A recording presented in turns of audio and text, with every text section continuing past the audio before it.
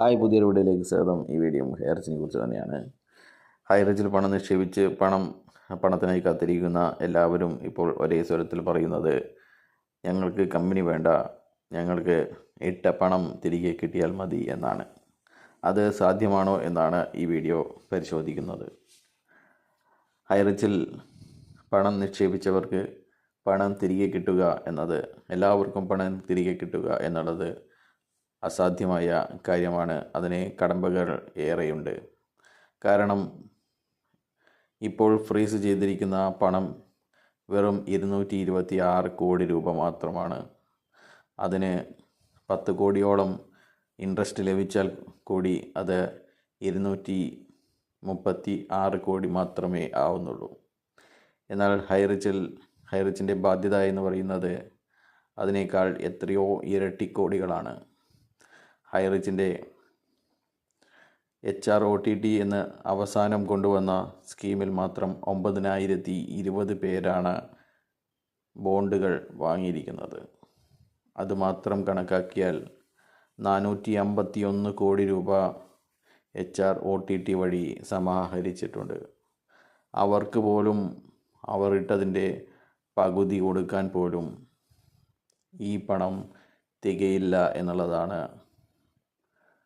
ഈ നിലവിലെ ഫ്രീസ് ചെയ്ത പണത്തിൻ്റെ കണക്ക് വ്യക്തമാക്കുന്നത്. ഇതിനു മുന്നേ പലതരത്തിലുള്ള സ്കീമുകളും കമ്പനി അവതരിപ്പിച്ചിട്ടുണ്ട്.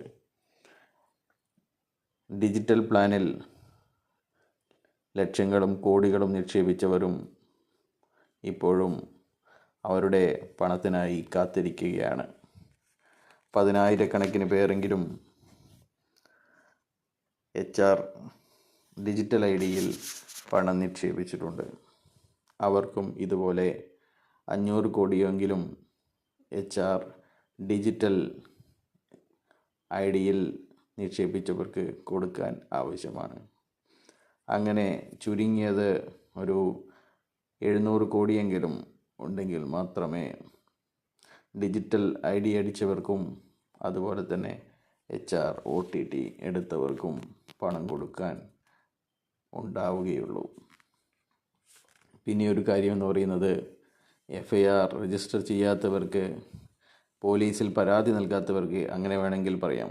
FIR രജിസ്റ്റർ ചെയ്യുക എന്നല്ല, പോലീസിൽ പരാതിപ്പെടാത്തവർക്ക് ഈ പണം കിട്ടാൻ സാധ്യതയുണ്ടോ എന്നുള്ളതാണ്.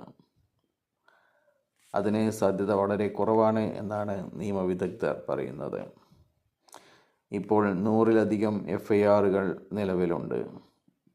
കോടതിയുടെ പരിശോധനയ്ക്ക് വരുമ്പോൾ FIR ഇല്ലാത്ത ക്ലെയിമുകൾ തടയാനോ അത് മാറ്റിവെക്കാനോ സാധ്യതയുണ്ട്.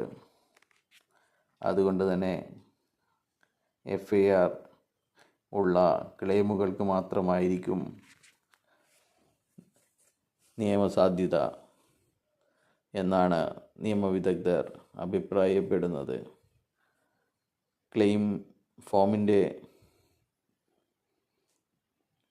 ഫോമിൽ തന്നെ FIRൻ്റെ ഡീറ്റെയിൽസും മറ്റു കാര്യങ്ങളും ചോദിക്കുന്നത് ഇതുകൊണ്ടാണ്.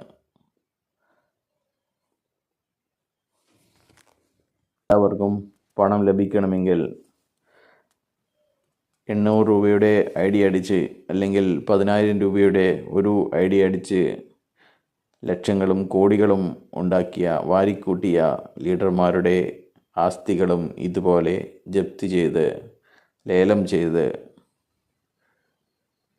സർക്കാരിലേക്ക് കണ്ടുകെട്ടേണ്ടി വരും.